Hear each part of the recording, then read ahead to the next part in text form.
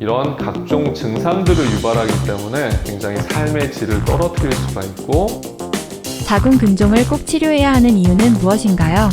여성의 상징인 자궁, 정말로 소중하고 우리가 굉장히 의미 있는 여성 장기죠. 보통 한 달에 한 번씩 생리가 일어나는 곳이고, 사춘기 소녀들이 생리를 하게 되면 얼마나 이제 성장을 했다는 인생의 의미가 있는 바로 그런 소중한 장기이고, 성인이 돼서 이제 임신과 출산의 기쁨을 맛보기도 하는 그런 장기입니다. 근데 자궁이 정말 변화무쌍하죠. 크기는 한 서양 배 정도 크기, 폭이 한 6에서 7cm 정도 된다고 합니다. 그 정도 되는 그 장기가 정말 임신을 하면 어떻습니까? 정말 30cm 이상 증가를 하죠. 그리고 출산을 하면 다시 원래 크기로 돌아오고, 그리고 생리를 한 달에 한 번씩 하게 되는데, 자궁은 근육으로 이루어지고 가운데가 비어있게 되는 구조인데, 그 비어있는 공간 안에 자궁 내막이라는 그 조직이 가득 차고, 그러면 임신이 안 되면 그 조직이 다시 탈락해서 밖으로 나오는 현상이 바로 생리죠. 그러니까 내막이 가득 찼다가 떨어져 나오고, 그러니까 매달 그런 변화도 있어요. 그래서 인생에 뭐 몇 차례는 정말 드라마틱한 변화가 있죠, 임신을 하면. 그리고 그냥 평범한 변화는 매달 일어납니다. 굉장히 다이나믹한 장기라고 할 수가 있죠. 그리고 이런 모든 어떤 월경이라든지 자궁 내막이 두꺼워지는 어떤 현상, 이런 거는 대부분 여성 호르몬의 영향을 받아서 이루어집니다. 한마디로 자궁은 여성 호르몬의 영향을 많이 받는 장기입니다. 다이나믹하고 여성 호르몬의 영향을 받고, 이러다 보니까 여기에 예상치 못하는 질환들이 많이 생기게 돼요.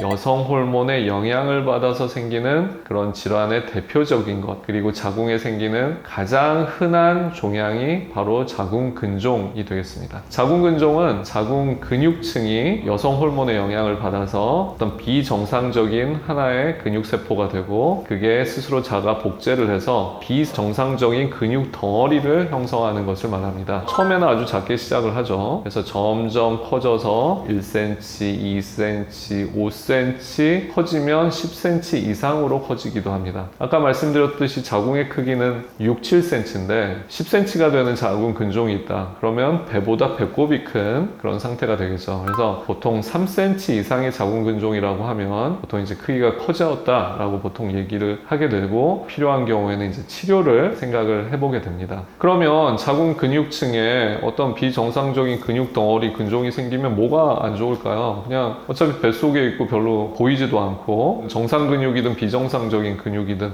어떤 뭐 나쁜 영향이 있을까요? 바로 그런 근종들은 다양한 증상들을 유발하는 것이 안 좋은 점입니다. 대표적인 것이 바로 각종 통증들, 생리통, 골반통, 복통, 이런 것들이 이제 생기게 되고, 각종 출혈, 생리과다, 부정출혈, 하혈, 이런 것들을 유발을 하게 되죠. 그리고 근종이 이제 상당한 정도로 커지게 되면 주위에 있는 장기들, 장이나 방광, 척추뼈, 이런 것들을 자극하고 누르게 돼서 덩어리에 의한 어떤 효과가 일어나게 됩니다. 그래서 바로 방광을 누르면 빈뇨가 생기게 되고, 소변을 자주 보고 싶은 거죠. 그리고 장을 누르면 소화장애라든지 변비와 같은 것이 생길 수가 있고, 척추신경, 골반신경을 누르게 되면 요통이라든지 다리 저림, 다리 부종과 같은 증상들이 생길 수가 있습니다. 그러니까 자궁 근종은 자궁에 생기는 근육 덩어리고, 대부분의 경우는 양성 종양이지만 이런 각종 증상들을 유발하기 때문에 굉장히 삶의 질을 떨어뜨릴 수가 있고, 그러기 때문에 우리가 그런 증상들이 생기면 치료를 모색하게 되는 것입니다. 그리고 또 하나, 증상이 아니더라도 자궁 내막, 우리 아기가 들어서는 곳을 침범하게 되면